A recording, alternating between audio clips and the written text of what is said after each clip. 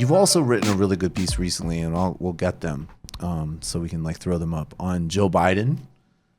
And what my favorite person. You were a big fan of Joe Biden. Yes, I was surprised. I remember when you texted me and you asked me if I would join Socialists for Biden with you. I was surprised. Yeah, it was like hard eyes. Yeah, I couldn't believe it. Yeah, in a bus. Hard eyes in a bus. It's like, let's get on the Joe Biden bus. We have to play that Simone Sanders clip in a second, actually. Gosh. Do you think Simone Sanders... Let's start frivolous for a second. Yeah. I was not impressed. Like, I'm very tribal. So, like, if you're for Bernie, I will not criticize you. I'll just be honest. Like, probably not going to happen, right? So in 2016, Simone Sanders was backing Biden. So I'm like, backing Sanders. So it's like, all right, like, all right. Go Simone. But as soon as she's not backing Sanders, I can say, like, I never thought she was that great. And now I'm like, is she like a double agent? Because if she still secretly supports Bernie Sanders, she's fucking crushing it. With these appearances. You mean if she's like trying to undermine Joe Biden? If she is trying to undermine Joe Biden, then she is doing a great job. Amazing. Like I apologize for not giving her the credit. Yeah. If that's what's happening. Probably what's happening is that she's just mediocre. But actually, let's just watch this because and it relates to your piece. I just want to set it up because you wrote a piece basically saying that Joe Biden has us in a time warp. Like we need to deal with the problems of 2019. Yeah. And he's bringing us back to the wrongs. Well, actually, they are the wrongs of today. And Bernie Sanders has a school desegregation plan of today. But that being said, we're going back to ethnic politics of the 1970s to support segregation. This is Simone Sanders. I guess to be fair, she's doing her best with what she has to work with.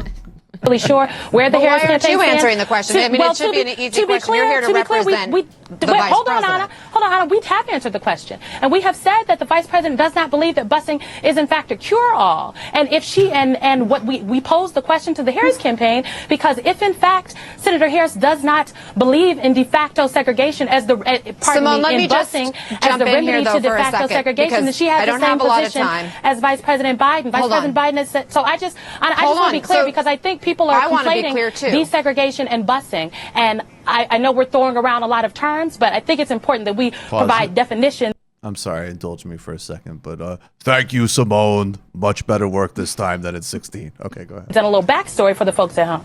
So just to be clear, then, the vice president has not changed his stance on this issue since the comments he made in the 1970s.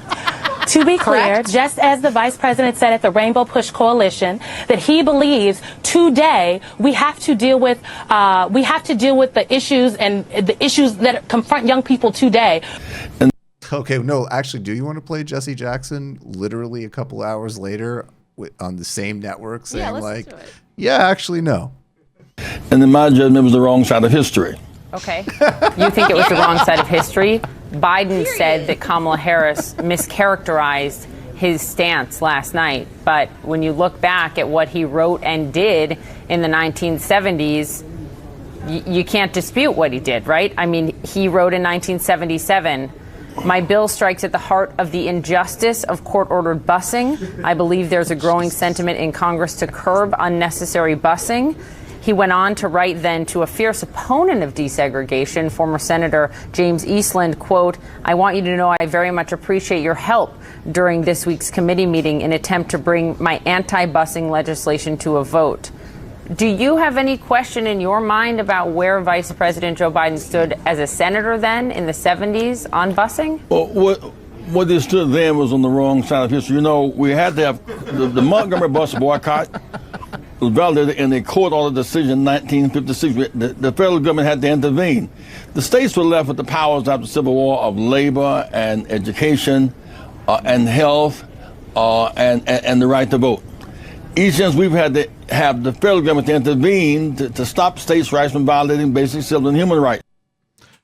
Just before you go off on it, I just want to say Joe Biden represents failed white liberalism is the piece by Malaika in The Guardian. What's going on here? Why are we talking about busing? We have a man who has not have to be confronted with his record over the last almost a decade. Mm-hmm. So I think he does not know how to deal with the pushback. I have no idea what's going on in Joe Biden's head. I think it's a dumb philosophy to hold, I think, in 2019. But it is also dumb because you're trying to be president with a party that is, has black voters who are already devoted to you, and you're advocating the same sort of policies as staunch white supremacists and staunch segregationists. So to me, that tells me that he obviously is not willing to kind of think about anything kind of reflectively. But this whole argument that, okay, you can convince people to kind of move once they're in office and we can, argue from the outside, he's not budging on anything. And he's been bombarded with people telling him on the outside and the inside that what he's doing doesn't make any sense.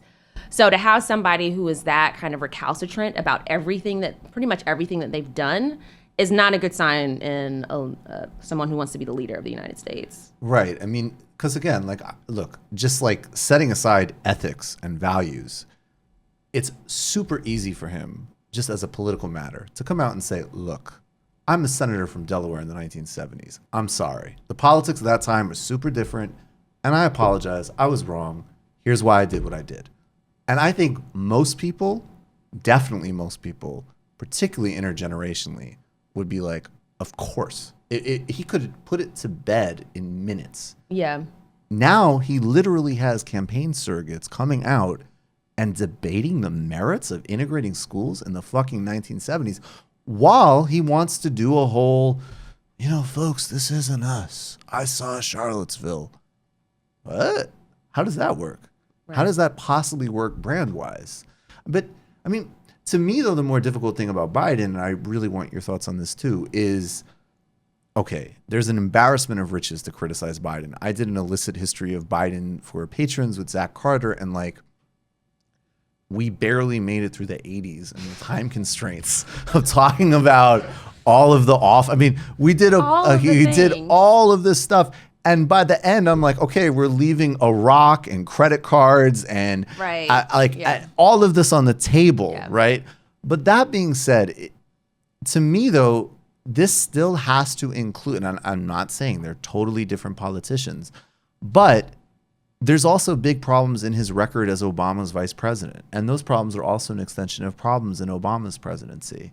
And so the tricky thing is he wants to wrap himself, right? That's his fallback. It's like, hey, look, I'm sorry, whatever. Anyways, Obama was my best friend. I'll see you at the polls.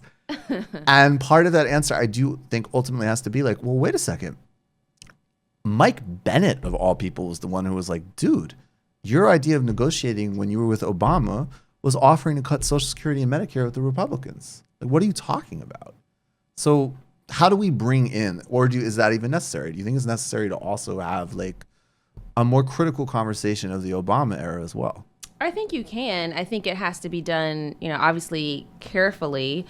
And I think the way that, our country operates is probably going to have to come from a Kamala Harris, as much as, we don't want her to kind of be the front runner of this. Coming from a black woman, the optics are it's a lot more palatable for other black people. Mm-hmm. For her to be able to look at him on the debate stage and say, well, your deportation record was a mess. And this is what, we're embroiled in right now, let alone, whatever she might have been doing at that time. Which was refusing to support sanctuary cities. That's the problem with her, is it's you have to mind the record with her constantly. Always. Constantly. Because she definitely kind of speaks on both sides of her mouth. But I think because of the optics, she's in a good position to be able to do that.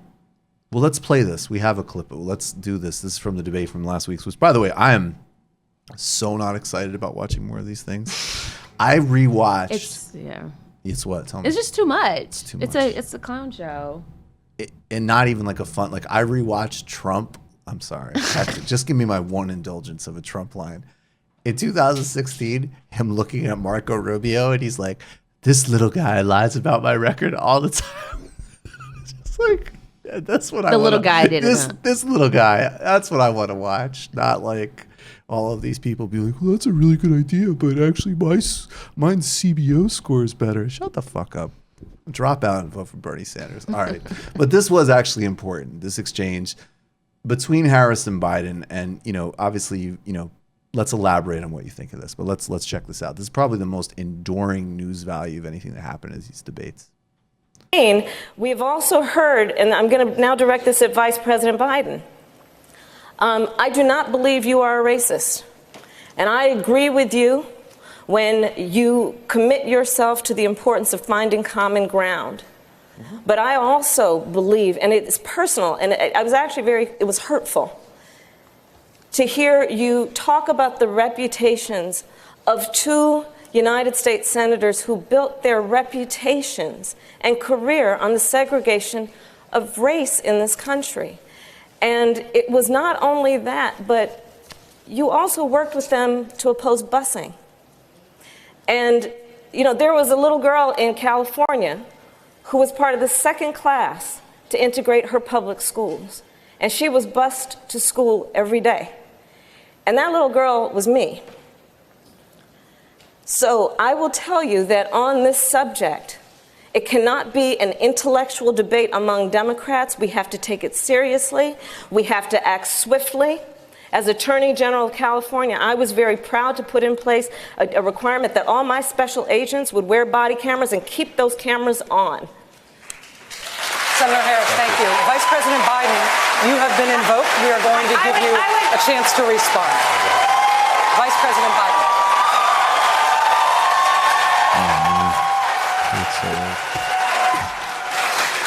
It's a mischaracterization of my position across the board. I did not praise racist.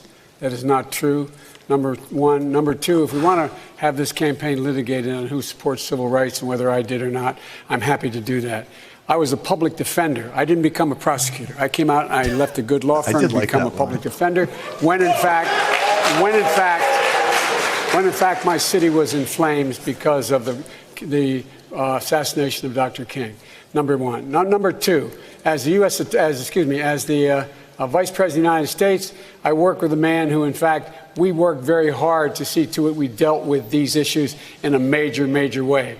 The fact is that in terms of busing, the busing, you would have been able to go to school the same exact way because it was a local decision made by your city council. That's fine. That's one of the things I argued for, that we should not be, we should be breaking down these lines. Fine. But so the bottom line that's all right. Look, y'all leave it up to your municipalities. I ran because of civil rights. I continue to think we have to make fundamental changes in civil rights. And those civil rights, by the way, include not just only African Americans, but the LGBT community. But Vice President Biden, do you agree today that you were wrong to oppose busing in America then? No. Do you agree? I did not oppose busing in America. What I opposed is busing ordered by the Department of Education. That's what I opposed. Well, there was a failure of states to integrate public schools in America. I was part of the second class to integrate Berkeley, California public schools almost 2 decades after Brown v. Board of Education. Because your city council made that decision. It was a local decision. So that's where the federal government must step in. That's why we have the Voting Rights Act and the Civil Rights Act. That's why we need to pass the Equality Act.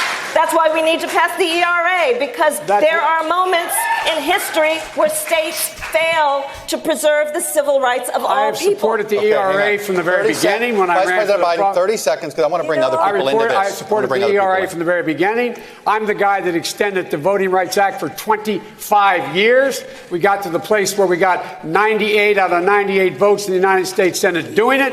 I've also argued very strongly that we, in fact, deal with the notion of denying people access to the ballot box. I agree that everybody, once they, in fact, they should. Anyway, my time's up. That's too much at the end, man. Oh, my gosh. That's too much. He just fell apart. Yeah. Talk about it. I mean, actually, rewatching it not live, it's even worse.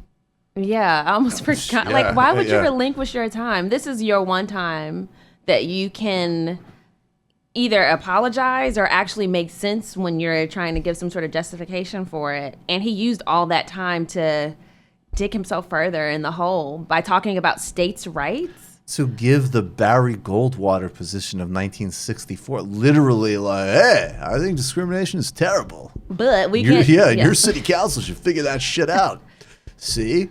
All those hippies in Berkeley were like, let's make the little black girl part of our class. It worked out. Yeah. What the fuck is your problem?